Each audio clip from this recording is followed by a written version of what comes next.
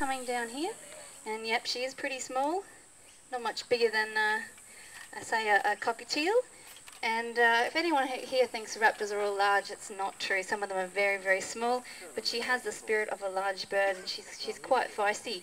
Now you'll see that Jenna out here is swinging something around, and we call that a lure.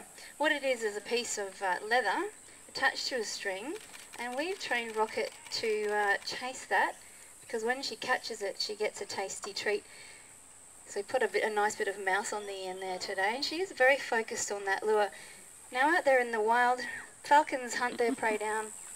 What she's doing now is actually actively chasing it and catching it through the air. And so what we try and do with the lure is simulate a wild hunting technique, which would be to chase a moving object. She's sitting up there on the shade, so it is quite hot today. Our birds do feel the heat as well as we do. Usually this time of day you don't see many birds hunting around in the heat, so we'll give Rocket a bit of a break, having a rest up there under that tree. Now the technique of the lure and falconry in general has been around for about 2,500 years, so it's not just us in the modern day that used to fly birds, and it was especially popular in the Middle Ages, when falconry was a very, very serious sport. Now it is still a sport in certain countries, not here in Australia. It is actually illegal here. Falconry is actually the use of a bird of prey to catch live food for its owner. Now the use of the lure is something that is used to train birds, and also pretty to get them nice and full. This is Spirit, and Spirit actually is a bird that used to be wild, so let's see if we can get him on the front perch there, but he doesn't get much closer than that. Now you can see that he's got quite a long tail. She's always pretty impressive to watch. The wingspan of their way through the tree trunks as well. They have excellent eyesight. See those big yellow eyes, very different to the barn owl. Because the barn owl uses their hearing, so they have big, big ears, but fairly small eyes. The barking owls are very different. So you know this is Schnaps, and he's a barking owl.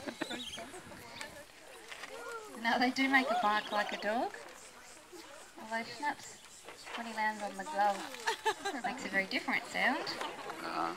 But they are more renowned for their dog-like woof woof. Very, very distinctive call. Now today he's going to be using the trees in the woodland or the forest. And that can be maybe 40 mice in a night if he's got maybe 8 to 10 chicks in a good year. So they're very, very active out there in the wild. Alright guys, again, there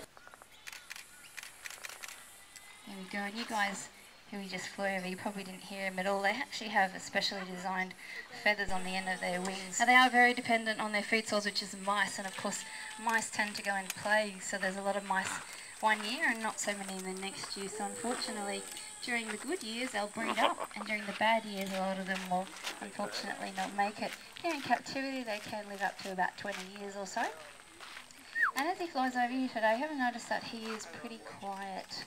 Owls have the ability to fly silently, and this is an important adaptation that they have, because they hunt at night. We could bring him up on the stage if he's feeling particularly sociable. Now out there in the wild, unfortunately, he got a leg injury, and we believe that his mother used fishing line to line the nest. And that's a message for all of you guys out there. If you are fishing, please take your fishing line with you, because of course birds line their nest with anything that they can find. Fishing line doesn't give, it wraps around the legs of these little birds.